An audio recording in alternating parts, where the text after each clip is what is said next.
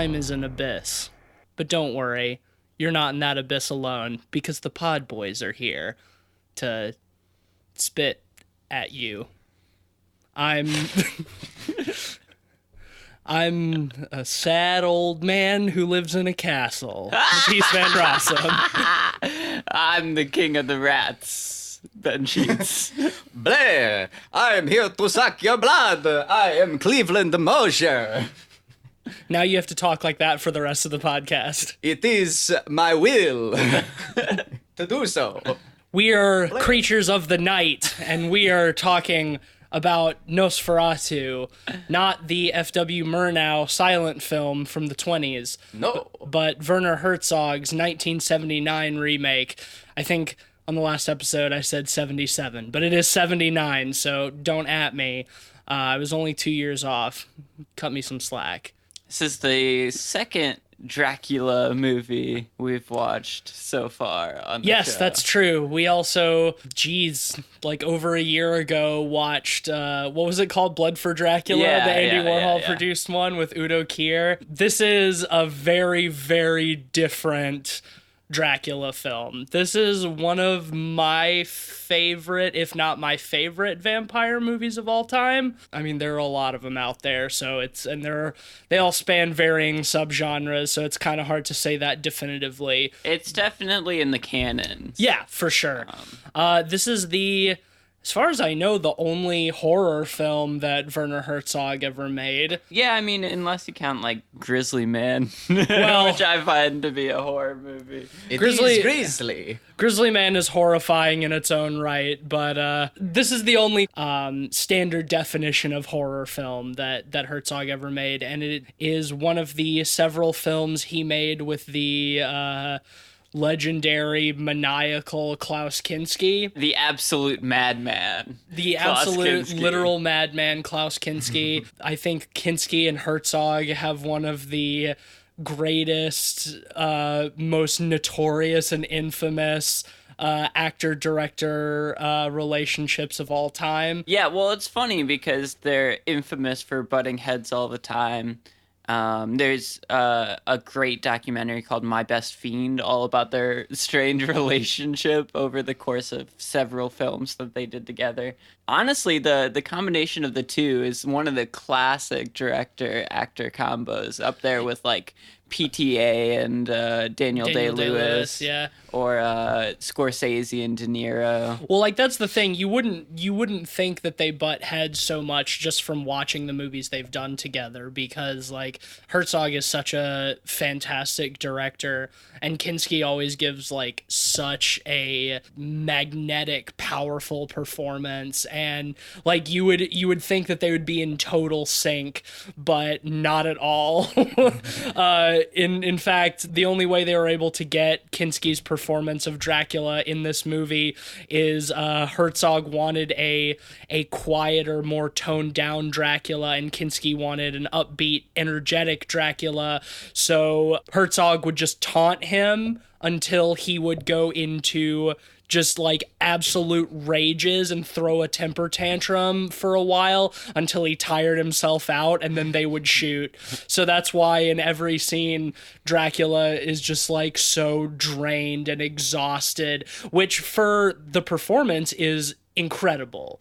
Because like this and is the backstory too. Like that's. I mean, yeah, so it's a hilarious story, but like that directorial technique of just tiring your actor out with a temper tantrum before filming, like this is it sounds like how you'd like sadistically manipulate a toddler. Like, right, exactly. Yeah. Well, I mean, first off, it doesn't sound like it would work on an adult man, and then second off, like it just doesn't. Well, from any perspective. Well, that's the thing about Herzog in general, man. Like, all of his movies are great, but a lot of times I find the stories that he has about the making of his movies more interesting than the movies himself. There's a great book called Herzog on Herzog, where it's like a book-length interview with him and some dude talking about all his films.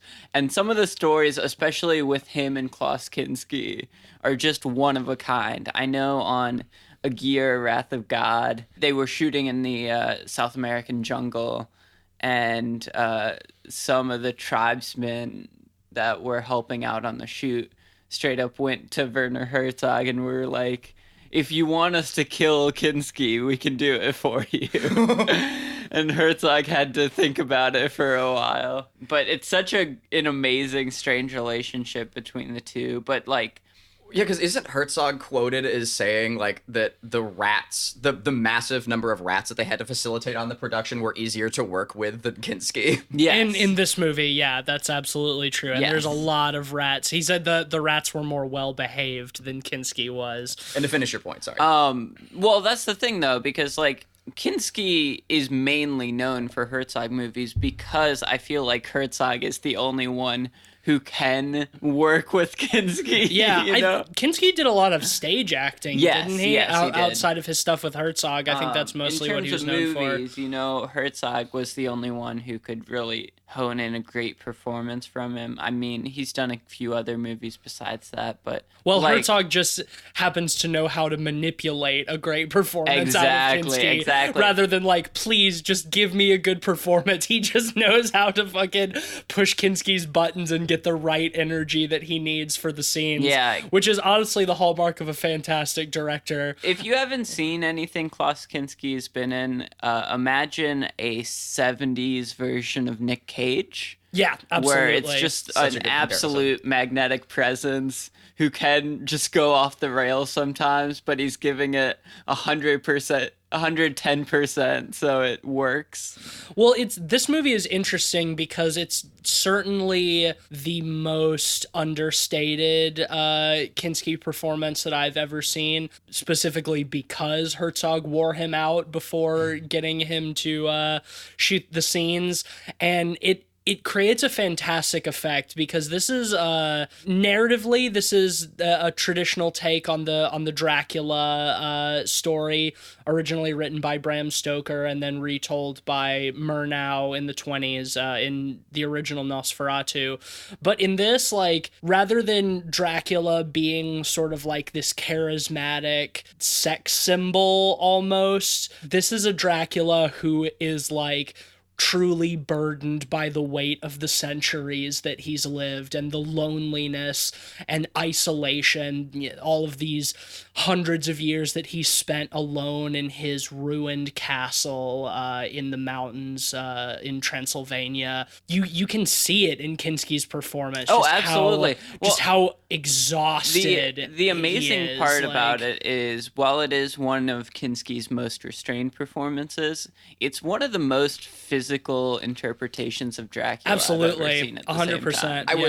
I was about to comment on how much sense it makes that he has like a stage background. Yeah. I didn't know that until just now, and it really comes through clearly, like, in his performance. He has such a great, like, sense of physicality and body language in all of his movements, whether it's his exhaustion or even when he does have those, like, moments of displayed power. There's so much nuance there, and, like, even like when he's doing the hand motions, and his movements, exactly. his full body, is incorporated. Yeah, into when he it. Just comes the way he in walks. to suck the guy's blood and he comes Love into it. the room, and it's such a physical movement that he makes. He speaks so much with his body, but all I meant by understated is that he's not just like That he's exhausted. that he's not like maniacal and crazy and bug-eyed and just like vibrating. He's not like with Renfeld. energy. Right. in this Right. movie. He's not like Bela Lugosi's Dracula. Right, exactly. as well, which yeah. I do love, but for very different reasons. Yeah, Herzog, during the production of this film, stated that he believes that Murnau's Nosferatu is the greatest German film of all time. Gonna have to hard disagree with you on that one, Werner. I'm sorry. Fritz Lang has a pretty big backlog. Yeah, Fritz Lang has a huge backlog, and honestly, like, I think the original Nosferatu is extremely overrated, in my opinion. Like, Murnau's one of the greats. Murnau's Like, masterpiece. no question. Murnau's masterpiece for me always will be Faust. The Last Laugh is pretty incredible as well. That one's a little more noirish, but it has elements of horror as well. Sunrise is pretty good as well. Yeah, I mean, no doubt Murnau was an incredible director. I just think it's strange to me how most people only know Murnau for Nosferatu, which I think has about 15 really excellent, iconic minutes, but the entire film is like 2.5 Honestly, hours I think long. the Like, main reason behind that is it's a good poster child for German expressionism, Yes, because a lot of the 100%. other German expressionist movies are like 3 hours long. And Max Schreck in his iconic rat-like vampire look. I think you're right. Poster child is a great Yeah, one. well, Like, it's much easier to recommend the original Nosferatu than like Dr. Mabuse, because it's an hour and a half versus like 3 hours. well, I mean, the original Nosferatu is like 2.5 hours. It's a long movie. At least there's like 5 different cuts. there's like 20 5 different cuts of it. at this point. The one that I remember seeing in film school was like 2.5 hours, and I was so fucking bored for most of it. But that's why we're not talking about that one. We're talking about this one, which is a tight 90 minutes. Or a little over 90 minutes, and I think does a better job of capturing the ethos and the essence of Bram Stoker's story than the original Nosferatu does. Speaking of, there was a YouTube video I watched a while back. I don't remember, Ben, if you linked it to me or if I just found it, but it's a in-depth analysis of which of the Dracula films are most closely... Lindsay Ellis did that? Was it Lindsay Ellis? No, it wasn't Lindsay Ellis. I know she does someone a else. series where she goes through. Yeah, he goes through and he breaks down like all of the films for every point. But he does have like a score set at the end of like which one is like relatively definitively like the most accurate to Bram Stoker. In the late 60s and 70s, like that was like peak Dracula season. Like, I think there were so were many Dracula I think movies. 5 Dracula movies came out in 79. At least. This one in and the 4 70s and there were in a the dozen plus. In the 70s, yeah, but in this year specifically that Nosferatu came out, there were 4 others. I don't remember which ones, but I did read that tidbit. It was the angry video game nerd from Cinemassacre who did it. That's who it was. Okay, yeah. The thing is, like, after this one, they kind of died off for a while, just because, in my opinion, you can't follow this one. I think it's hard. The next big Dracula movie was the Coppola probably one. Coppola's was at 91. That's the next big one that I can think of too. So like there was a drop off after this one of about 12 years, I guess. Plus there's all of the like however many Christopher Lee Dracula movies there are. Oh yeah. I haven't seen any of those. They've been on my list for a while. I know that I've seen Christopher Lee is the like one of the original one, the Todd Browning one, which is great. Going a little further into the performances, I did want to talk about Renfeld's. Oh my God. Yeah. If we want to talk about physical over-the-top performances, look no farther. Mr. Renfield. What a fucking goofy character. He's the harbinger of Dracula, the guy who sort of goes crazy from the visions that Dracula has been granting him and sort of goes on to pave the way for Dracula's arrival in the village. He is just so over the top, just constantly cackling and just bug-eyed and jittery, and he's hilarious. It's I an love amazing him. performance. It goes from being funny to being like a little ominous because it's so big. It's as so a overstated. performance. He's the biggest performance in or the most over the top performance in the movie. I agree. Yeah, Renfield has always been like one of my favorite characters, just in the narrative to begin with, because he's such a fantastic character actor opportunity. Like absolutely. The crazy mad servant is always a blast to watch. I remember the actor who plays Renfield in the Bela Lugosi version, like as a child, and just loving like the sequences with him with like the heavy eye makeup and stuff, and his mad laughter. Like what a great character to portray, and I do love this version. Yeah, especially towards the end when Dracula finally shows up. Oh my God, town, yes. and they finally meet, and it's just like this great shot of of Kinski in his full makeup, just like standing silhouetted against the sky with his like huge talons and stuff, and just Renfield just like inches his way into frame slowly and just starts like rubbing his face on like Dracula's robes and stuff, and Dracula just sort of like lazily brushes him aside. It's so good. And plot wise too, like essentially what happens is Renfield shows up and fanboys all over him, right? And exactly. And Dracula just like sends him off to go deal with something. Like, and you get the vibe that he's just, and like even like in Dracula's like facial expressions, you get the vibe that he's just like sending him off to keep him busy because he's so annoying. Right, exactly. It's great. I love when they have him in the asylum too, and he's just like clutching the giant cage full of flies, and like every time they try to take it from him, he's just like. It's amazing. It's so good. This is a movie that I think finds a really strange balance between being like kind of laugh out loud funny and also like very, very sort of like dour and existential and poignant in a way that I think that only Herzog can really master in that way. Well, yeah, because Herzog has such a German comedic sensibility, I would say. He's an absurdist in so many ways too. Oh God, but yes. like so just like boundlessly nihilistic and existential. One of my favorite. I love Herzog. That summarizes Herzog pretty well. Like he's an existential absurdist. Yeah, Right. one of my favorite stories about Herzog and his comedy was Herzog famously does not understand sarcasm at all. Yeah, which I love.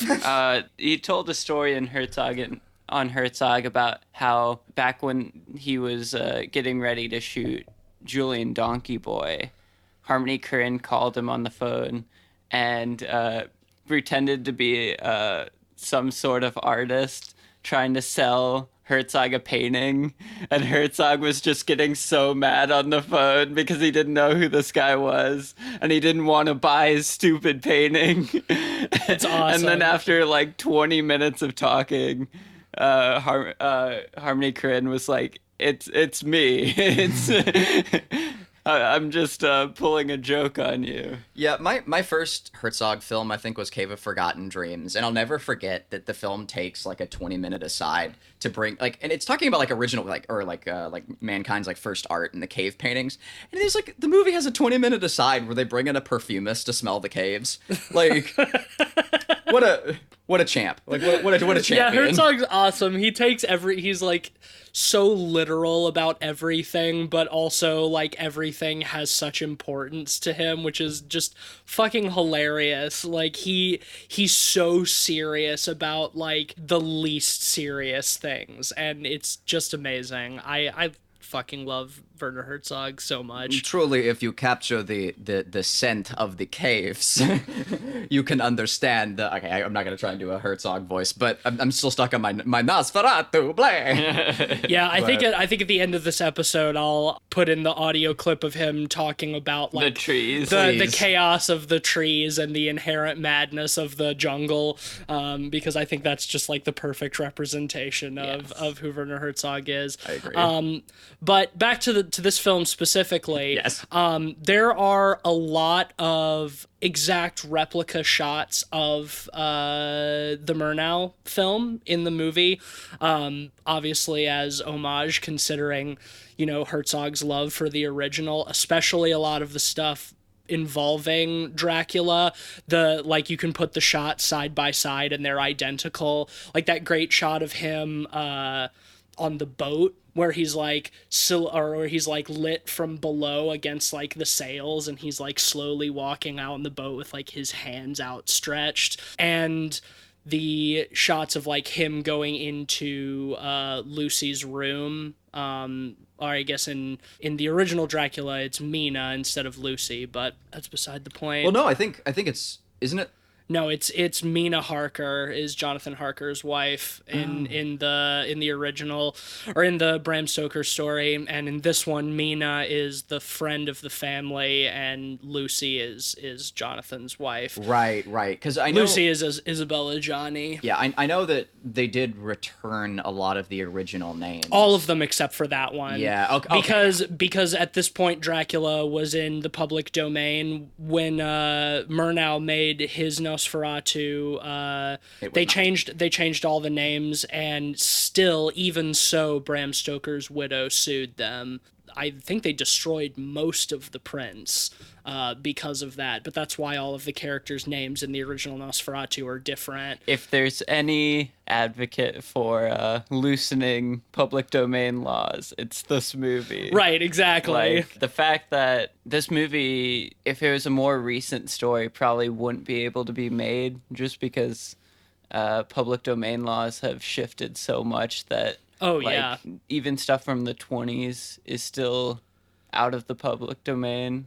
Yeah, I think it has to be something like, I think it's like 75 years without having any heirs to take. The thing is, every time we get near the time limit, Disney advocates and lobbies Congress to push it further. Thanks Disney. Because of Mickey Mouse. Of course. But I digress. This movie, it's pretty faithful to the original for the most part. I think more than anything, though, it captures the gothic sensibility 100%, in such a great way. You look at like Dracula's castle, and the architecture is just fantastic from the interior, and that's something I came around on like after I watched it, but in the middle of the film, I was somewhat confused by it, because like Dracula's castle is such a hallmark visual, like from a distance, like looking out over the mountains. And in this version, they choose to make Dracula's castle a sort of a phantasm. Like it's ruins when you see it from the outside. There's several shots of just like a ruined facade set against the sky. And I kind of love that. And I kind of love how you don't see the full scope of it from the outside at any point, because it leaves more to the imagination and it makes it more labyrinthine in a way. I agree. In the moment, I was a little taken off guard by it, and I think it's because the transition, there really isn't a transition between the two. We have a shot of the crumbling ruins from a distance as Jonathan is approaching the castle. He gets in a carriage and gets out, and then he's just in a non-crumbling castle. We don't really get to, see... I'm not asking for, like, a weird ethereal, like, shift or anything that draws attention to it, because that's not what this film is about. That you would don't be want bad. a big matte painting of... No. spooky castle. At all. Like, especially if that's what they're going for. But we don't get anything from Jonathan about that, and we don't really see him, like... we don't really get to enter and exit the carriage with him. He just, like, hops out of the carriage, and then he's in, like, a castle. But we do get something from him at the next day after his first meeting with Dracula, when he's writing in his diary to Lucy. He talks about how strange and otherworldly the castle seems and how it feels to exist outside of time.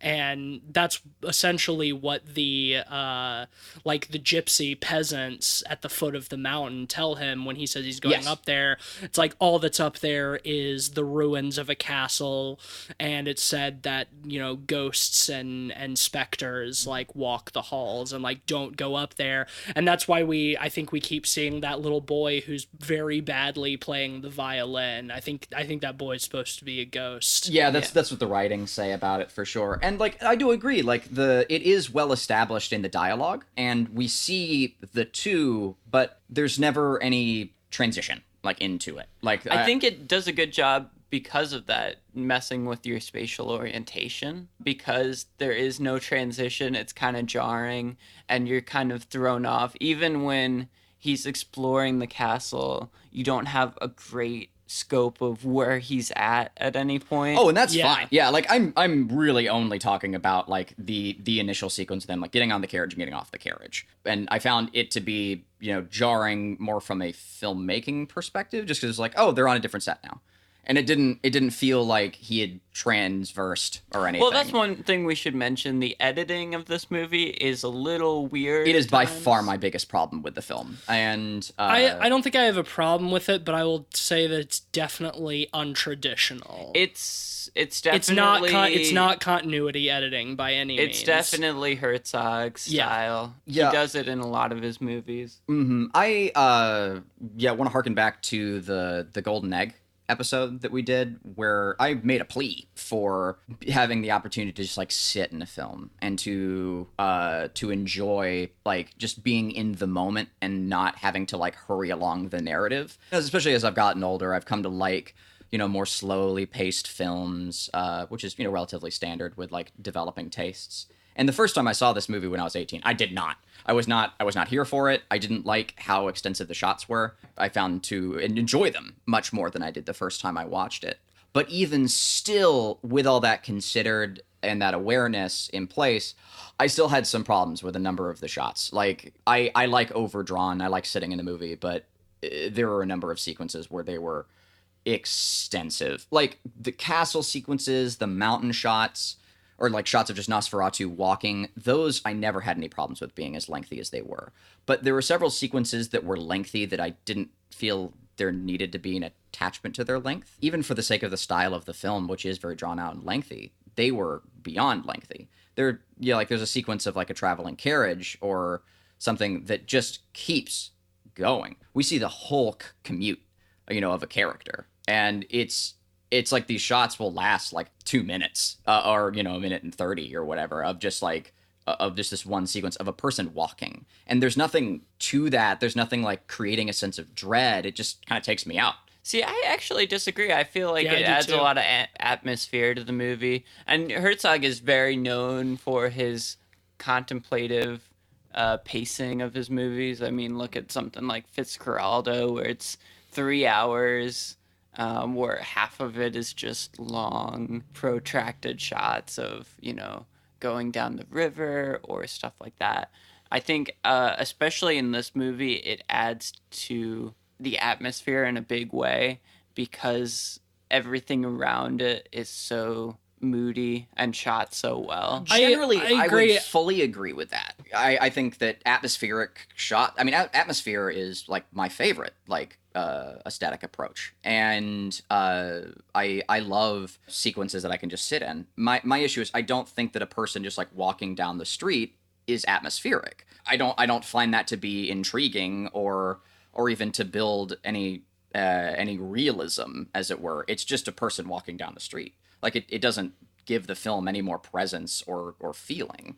Now, meanwhile, like the shots of like Johann approaching the castle, like that whole sequence is great. I love it. Like it's fine. But there's a lot of interim that just felt relatively arbitrary to me. Well, I think it's easy to dismiss something as walking down a street, but that doesn't play into much of the location itself and how much the location becomes part of the story as well. I mean, you look at the city itself, and by the end of the movie, it feels like Bloodborne almost, and how gone to shit it goes with all the rats. Right, yeah, once Dracula has come to the town and the plague starts spreading. I think the whole sequence of Isabella Johnny walking through the city and like the square and just like all of the coffins and the dead horse and the rats and people, dancing Ring Around the Rosie and having these... Oh yeah, those are all great. And I love that's them. why And I have no complaints with that's why having early shots of, long periods of walking through the city where it's quiet and, contemplative work for me, because you see the contrast. You see how the space has changed. Yeah, I'm inclined to agree. I think that I do think that maybe there's a bit of room to be trimmed in some of the the stuff in the city, but like where I'll disagree with you is in any of the like really long extended shots marking the journey to or from Transylvania, because this takes place in the 1800s. It's like horse is just about the best way, or sailing is the best way that you can get a place, and it still takes fucking forever. And I think in a more modern Americanized film, the way that they would cover the distance is either they would just cut between the places and we don't see the journey, or they do it in montage of a bunch of short shots of the characters in different locations to show them traveling.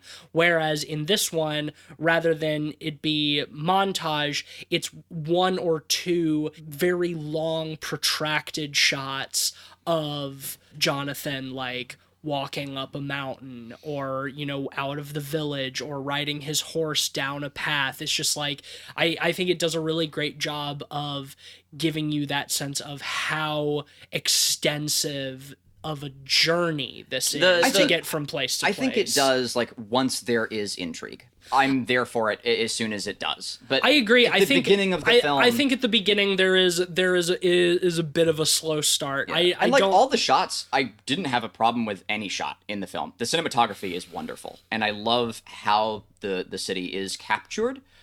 There are a few shots where, like, it goes over like several seconds where you're just like, okay, I have absorbed literally everything in this image, and there's not that much to absorb. Sure. Like, I get that. I think another important thing to consider is that in this stage of Herzog's career, he was usually working on a very small budget with a very small crew. This film was made with a crew of 16 people.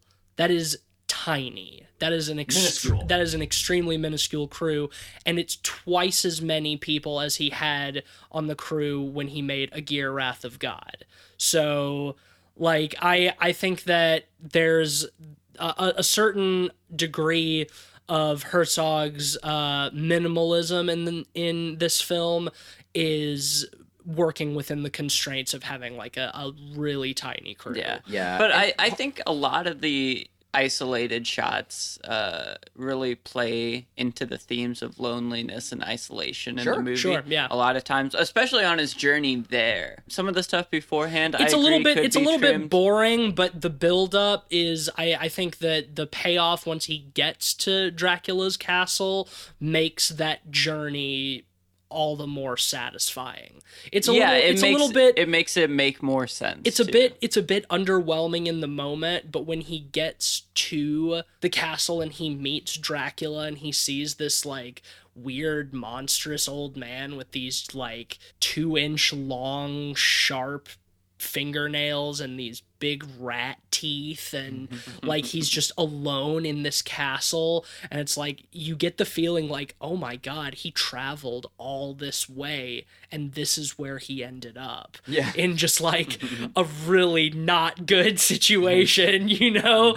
Like, and then when, you know, midway through the movie, when Dracula leaves, you know, he finds Jonathan's locket that has the picture of Lucy in it, and like, I want her, so he, you know, leaves to go back to Germany. You know what a great distance that is, and Jonathan is, like, sick because he's been, you know, being fed on by Dracula over this course of time, but there's, like, a ticking clock. He has to make it back to his village so he can protect Lucy, you know, from this horrible monster. And just, like, I think it just does a great job of giving you the feeling of, like, how insurmountable that distance is. Oh yeah, no, I largely agree with all of that too. And just so I can get this gripe out of the way and I can go back to praising the movie, Go for which it. I want to. Go for it.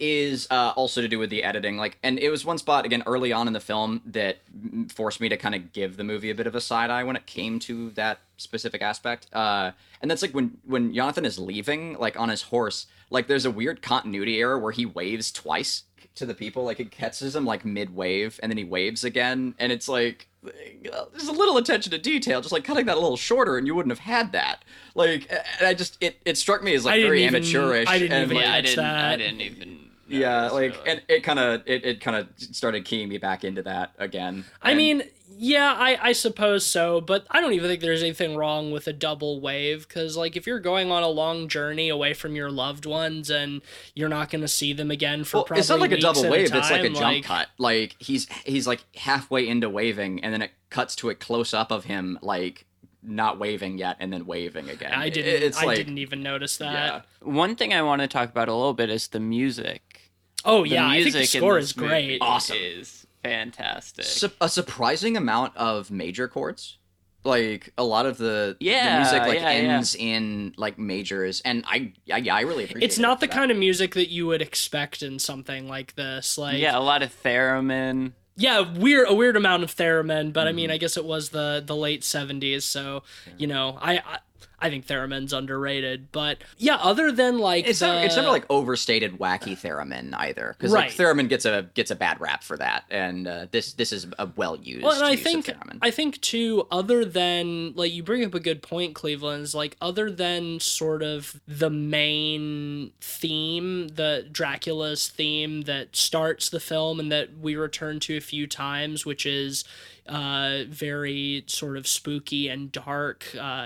Chanting, oppressive and heavy. A lot of the music outside of that is more more uplifting. Even inside of that, like even a lot of the chanting sequences like end on majors. They end on like an upbeat like note, or they have transitions to majors like inside of the chants. Coming off of Bloodborne and like so many other like really dark, edgy vampire movies that are so, or just dark horror films in general that love to use chanting, like horror chanting. It's relatively positive, like just by comparison of all these like really like yeah, you gonna die, you know, sort of stuff. This one is, there's still a few deuses in there. There's still a few like things that give it like still a holy vibe, and it feels more real to the time, and that it's sort of being invaded by this darkness, as opposed to just being dark spooky chanting in the background to set the mood. The scoring's great. On that subject, I want to talk a little bit about the opening credits of the film, the very beginning, where we get that piece the first time, and it's just set over all of these shots of like mummies. Yeah, like mummified corpses and whatnot. Which were real mummified corpses. They went to Mexico to shoot those, I believe, in a museum. Those were actual mummies, but I think it does a great job, you know, seeing them in this sort of like dark, rotten looking castle, and like, you know, this is Nosferatu, you know, this is a vampire movie, and I think it sets up a great context to just see real bodies, all of these bodies that are shriveled and dried and look like they've been drained of all of their blood, because I mean,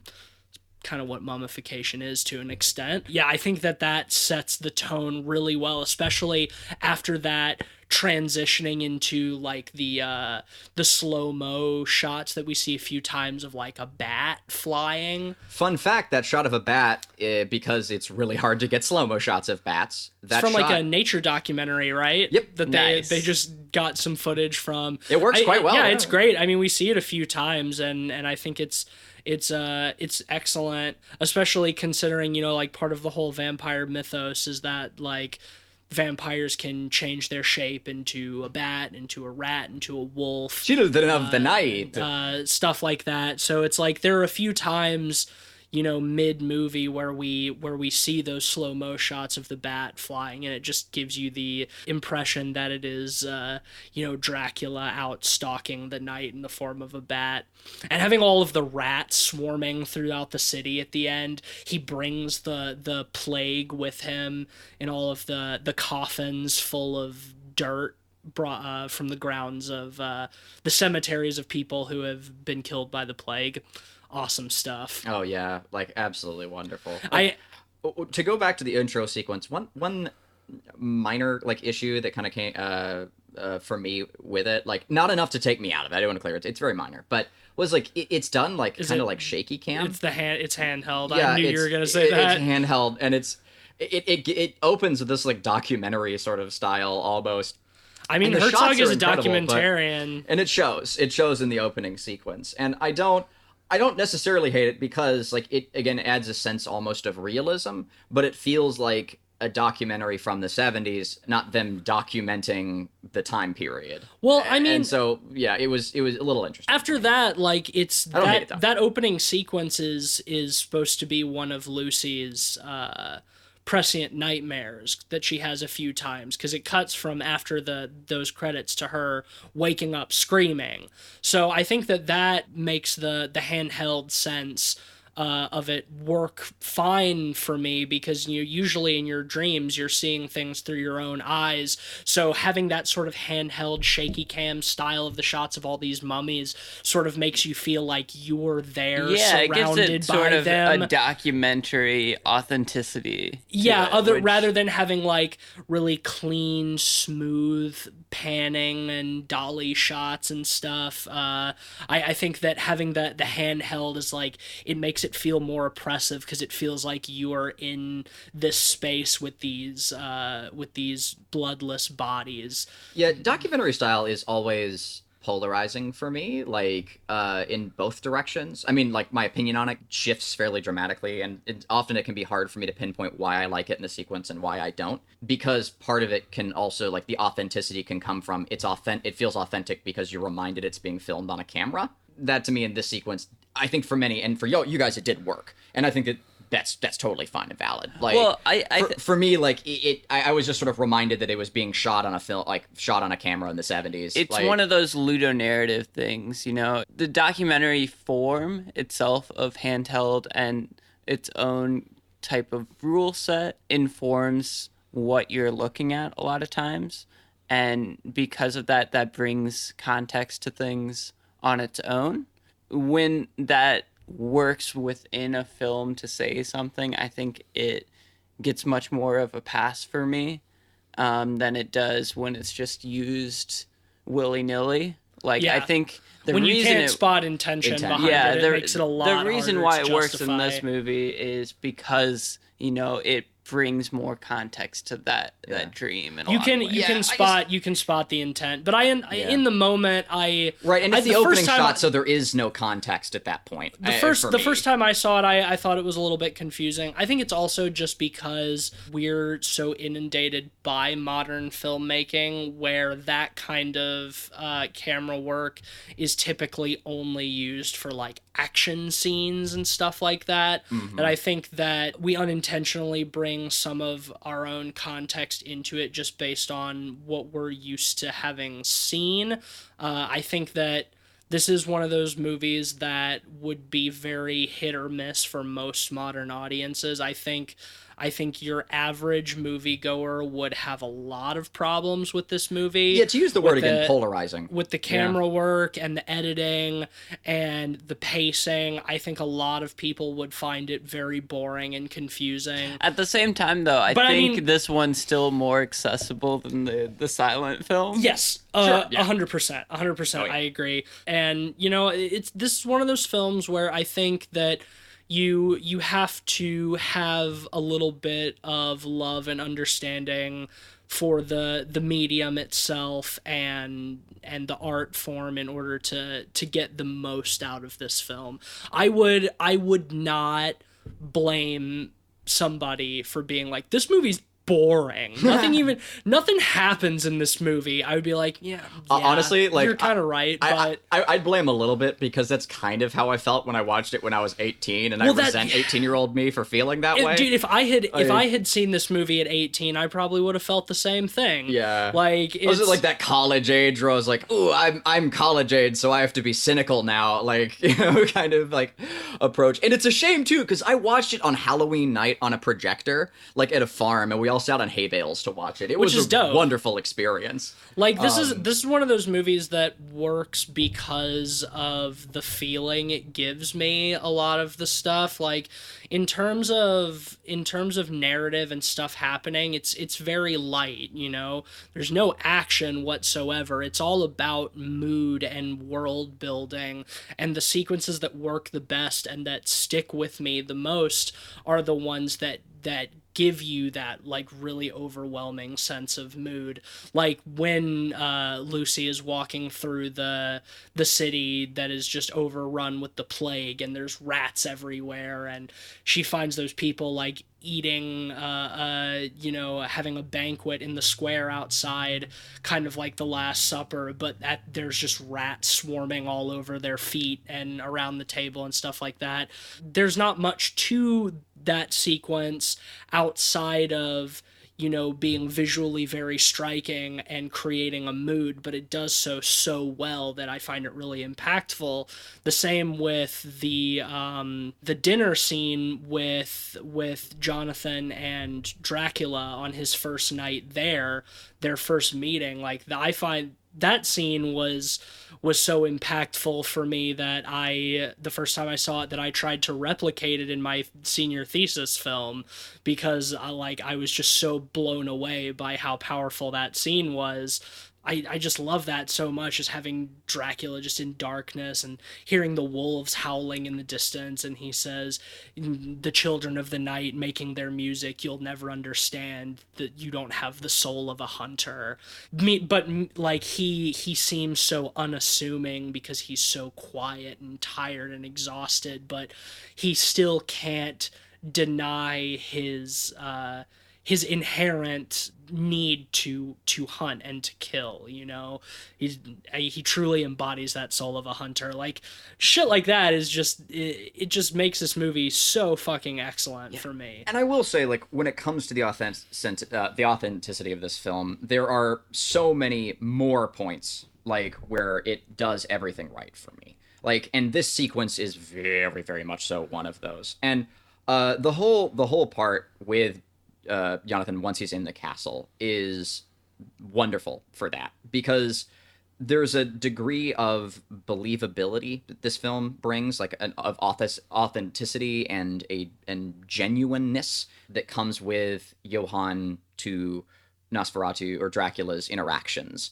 It feels like, I was saying it during, I think when we were watching the movie, like, for the first time, like, I can really relate to Jonathan. Like, he seems kind of valid for, like, being weirded out by Dracula, but still sticking around at first and following through, like, showing him his plans. Because it's like, even though he looks like this horrible rat beast, if you've ever seen, like, portraits of the Habsburgs, like, they do. Yeah. Like, it's kind of authentic. Like, there He's was like some really ugly nobility, old like, nobility, in Eastern Europe, like, during that time. Yeah. Inbreeding did So a lot of that. he's just like an old, like inbred lord from the last of his line, so he's gonna look like a rat person. Like, the Habsburg lip was a real thing, and, like, if I was Jonathan, like, if I was in that scenario at that time, without the context of Bram Stoker's Dracula, I would have gone through with it too. Like, well, right, yeah, and I mean, great. he's come all of these thousands of miles, probably traveling for weeks.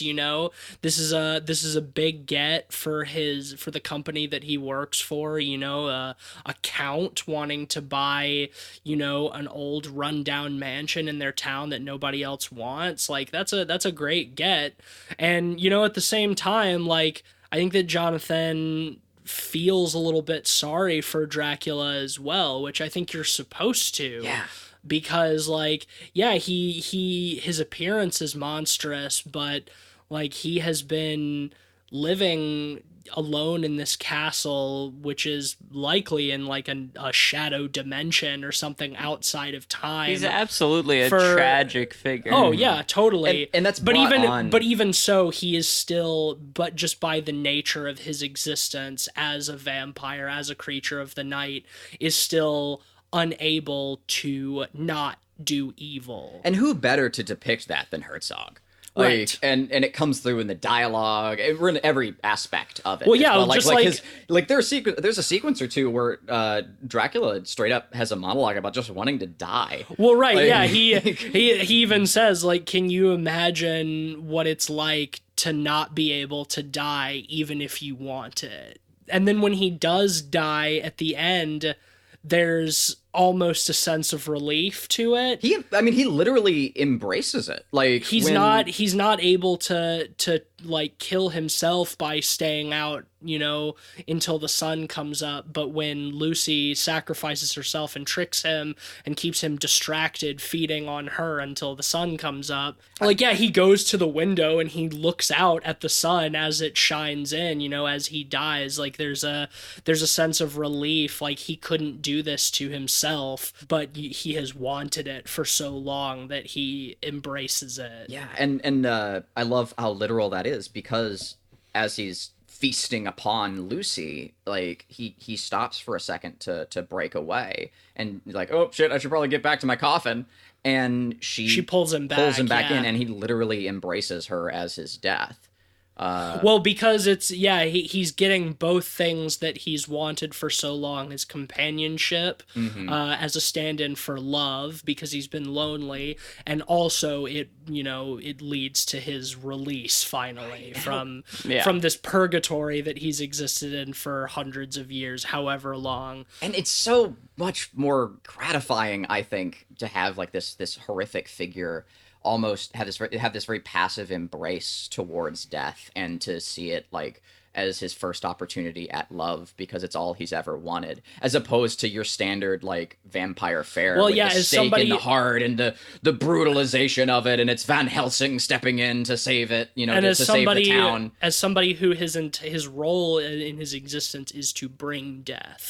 He brings the plague to Jonathan's city, because it comes with him. Death follows him, but he cannot die himself. So it's like to finally be able to have that release is gratifying for him. Yeah. And I think it comes at the hands of like this pure of heart, person. And then we don't even because the stake sequence still happens, but we don't see it. Yeah. And I love that choice. Van Helsing just goes in and hammers him and comes back out. Yeah. Well, he goes in, declares he's going to do it, and we don't. Yeah, and he just comes back with with a stake painted red. It's great though, because the horror is less about getting killed by Dracula or something pedestrian like that, and it's more of not being able to die. Right.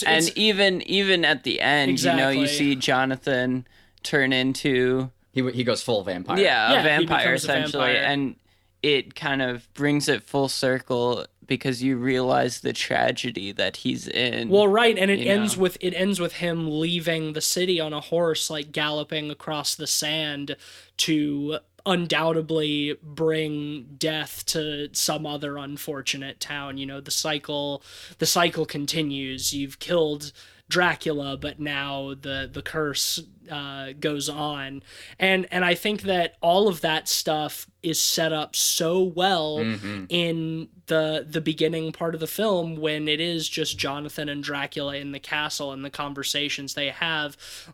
Dracula's monologues set up those themes so well that by the end, when everything sort of ties up, all of those themes have been addressed in a very satisfying way. Oh yeah, no, completely. We talked about it a little bit already, but I do love Jonathan's slow descent into vampirism. Again, so often it's depicted as, he's been bit by the vampire, is now vampire. Right. And here it's a much more gradual progression. As Dracula feasts upon him, he slowly falls into vampirism. He drinks from him little by little, and he's sick. It even seems clear that he makes his way back to the town as sentient, still or semi-sentient human, just as he falls to the illness. Well, that's the thing. That's what I like about this version as well, is that he and Van Helsing are not the heroes at all. Jonathan gets back to the city, but once he does nothing at all for the rest of the film. Yeah. He sits in that chair in the corner of the room, and Van Helsing is just like a good old, German science doctor man who, doesn't believe in the curse of vampirism. It's just, this is just the plague. He's almost exclusively a hindrance in this. Yeah, in this totally. version. Yeah. Until he goes in at the end and drives the stake through an already dead Dracula's heart, just to ensure that he doesn't come back. Got double tap. Lucy is the one who, once we get back to the village, once we're out of Dracula's castle, Lucy becomes the main character. She's the one who takes all of the agency. Right, and when we started the film, I was so mixed by it, and now that I've had a little bit more time to think about it, I almost exclusively like this fact.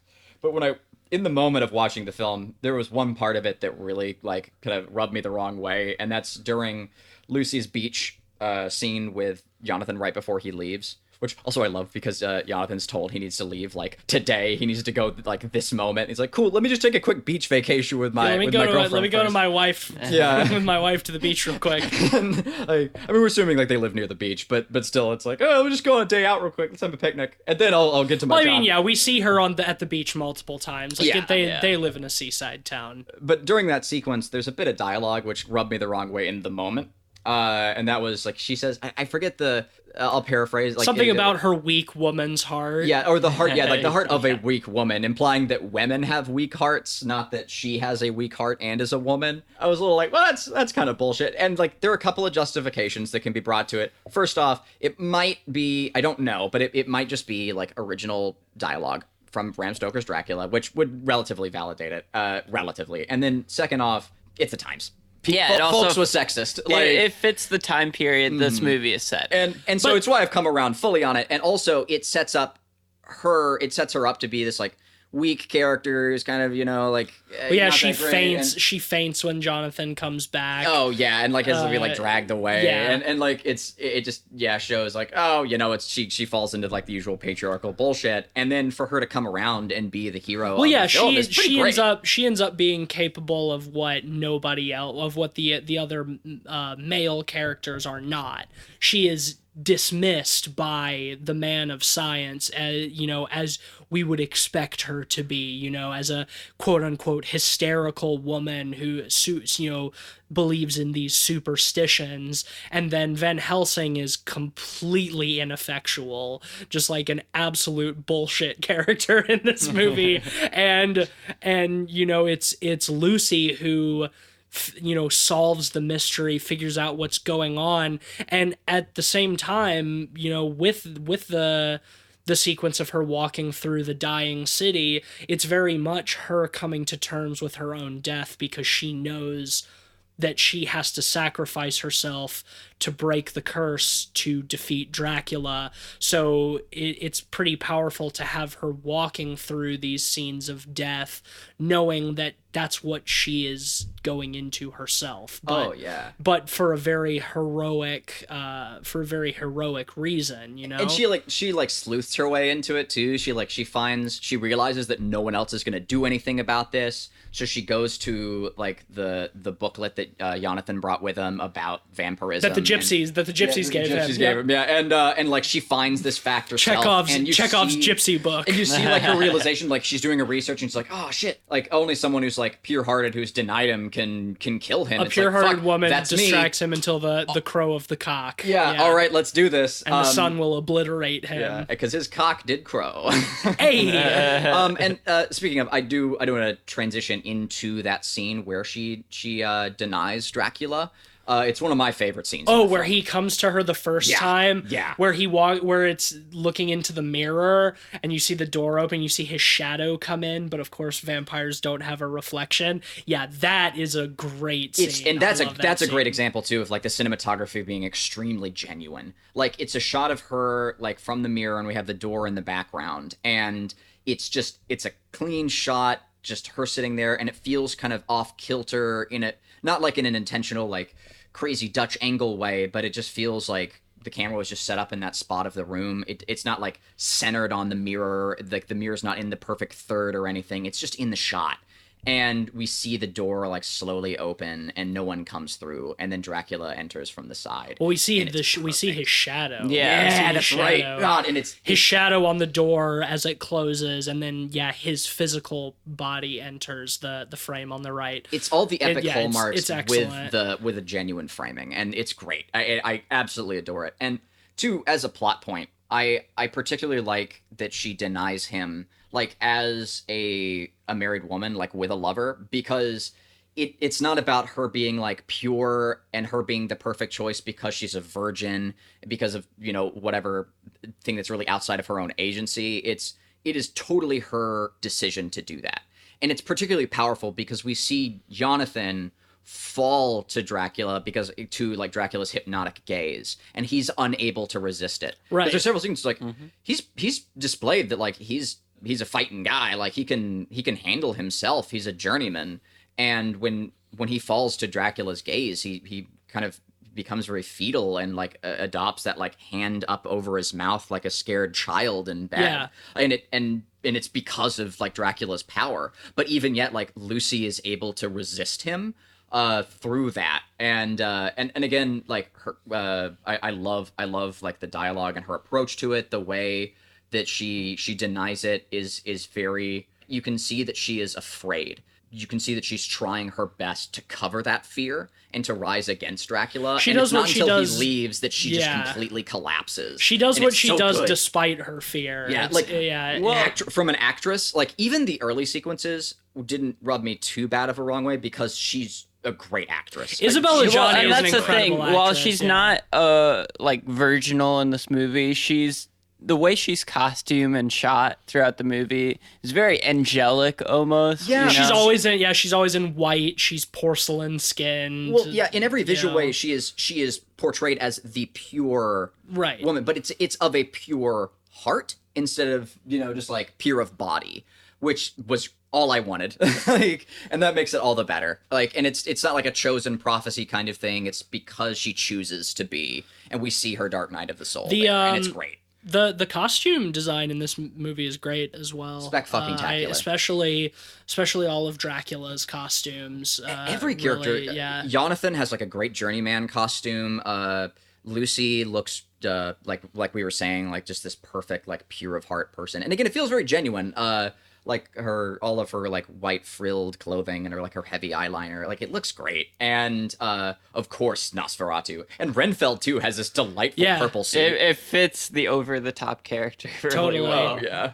I do want to talk or mention briefly a couple of aspects of the production of this film, just because I think they're worth bringing up. Oh yeah. First and foremost, we've been talking about this for a while, but we didn't mention that there are two versions of this film, a German and English version, because the studio that was producing this film said that they wanted it to be a little bit more accessible to international audiences.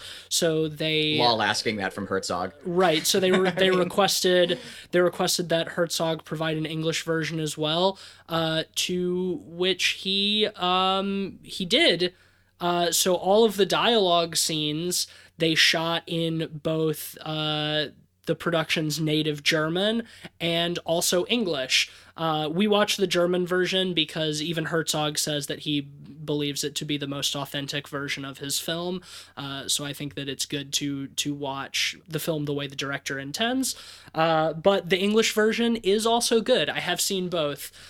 Same. The first time I watched it was in English. I have to say, like, I would much rather have directors do that more often than do like the giallo Style dubbing, you know? yeah, that's or just subtitles. it's a little bit more distracting. I mean, end of the day. this film is pretty much entirely ADR'd, even so. Yeah. And there are a few well, I mean, sometimes you just got to do it because it can be hard to shoot sound on a set. Oh god, yeah, especially in the 70s. But and I will say that from a technical perspective, there are a few times where the ADR does not line up super well. Yeah, like there's an opening bit like when we first meet Renfeld. That is particularly because he is a French actor. Yes. So he, Really? as far as I know, he did not speak very good German. So that's No why. shit. So I'm pretty sure they got a different German voice actor to ADR his lines.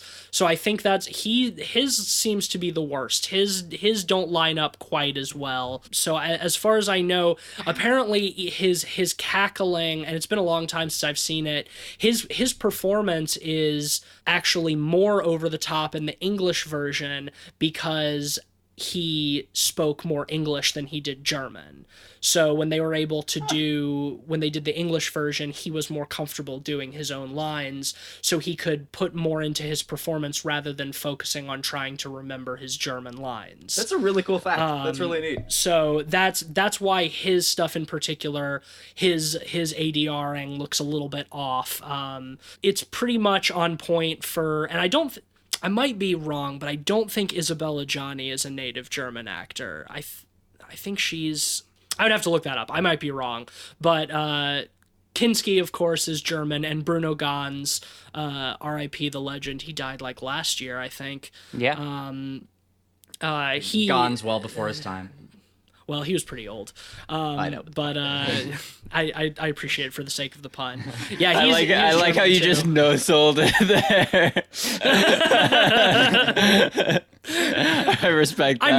I'm used to this bullshit. I'm used to being no salt. But I try not to encourage you whenever possible. I mean, what was it? Like way back in high school, like when I was like making puns all the time, like my whole friend group. We all started throwing things at you. Yeah, no, you decided. Yeah, you made the You got together as a community. You banded together because of me, which I really appreciated. You decided that if I ever anytime I made a pun, I'd get hit.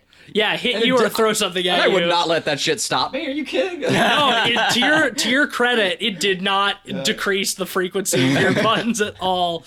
But it did increase our friendship, which I thought. Of course, I thought it was a fair exchange, honestly. And I didn't resent y'all for it. The real puns were the friends we made along the way. The other thing that I wanted to bring up about the production is some of the locations that they shot in. First and foremost, I was, the first time I saw this, somewhat surprised, but also very much appreciated the decision to shoot mostly in Holland, because Holland, a lot of those villages have not changed much in centuries. So the towns look very much like they did when they were built, several hundred years ago. So I think that for a setting when you don't have much of a budget and you can't afford to like build really lavish sets, which they certainly could not do with a crew of 16 people, I think choosing to shoot in a place that looks, like it could be a stand-in for the 1800s, spot on. Yeah, it works really well too. I think there was one moment where there's like a thermostat in the doorbell. In the same shot. You see walking into what's the character's name? Was it Van Helsing's house? No, no. It was their friends. It was Mina. Mina, because Mina just died. Like Lucy walking in through the front door, you see you see both a thermostat and a doorbell and or an smoke alarm. Intercom. It's a big old thing on the door, and I was like, come on, guys! Like, and that was, and then like throughout the opening sequences in the town, you see like some electric street lamps, and they're off. They're not like on, but like it's during the day. You see electric street lamps, and also some like modern painted like metal rails.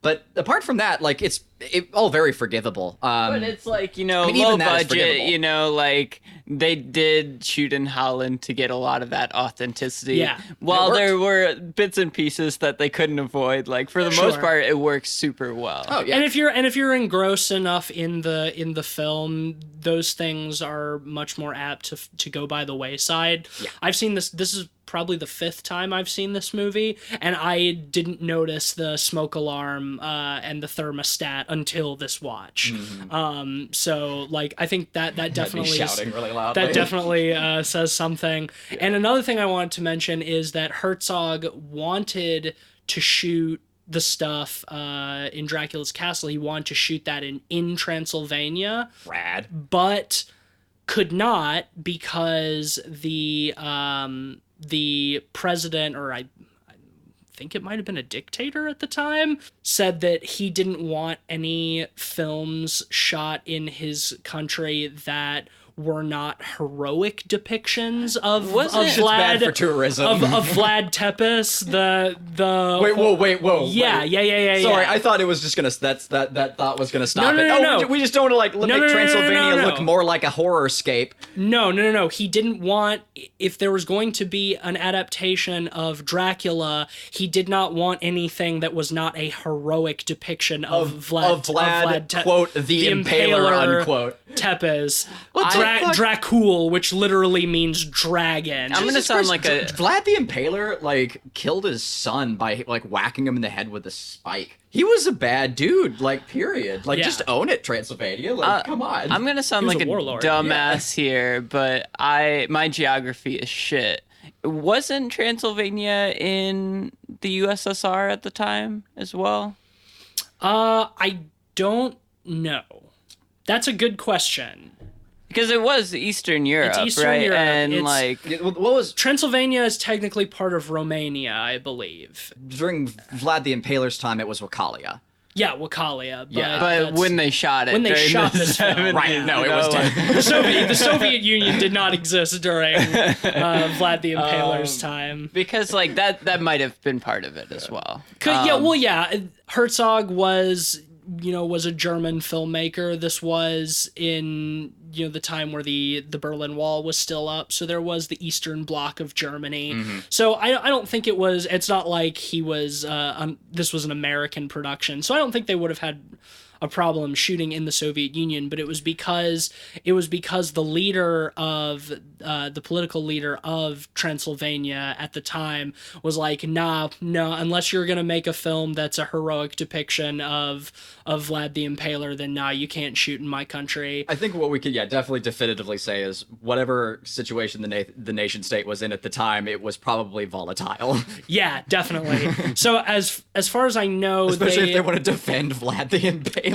as far as I just can't get over that. That's really as far as I know, they shot all of that stuff in Germany, in the Alps, I think. It looks so. Not positive, but so I do think that it's funny that that Holland is a stand-in for Germany and Germany is a stand-in for Transylvania in this movie.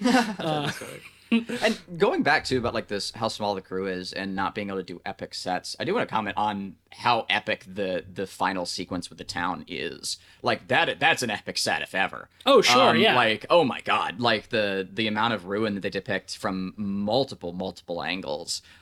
From all over the city. Like there's the entire town square. But from a set building perspective, the town is already there. Yeah, all they had to do was scatter some trash and shit all over the place. And we should also mention that if anything for those unique elements like Kinski or Renfeld or like the rats in the city, just great imagery, great stuff. Overall I would give it a 4.5 out of 5. I would definitely recommend checking it out. And also definitely check out Herzog on Herzog. It's one of my all-time favorite books. It's great. Herzog's great.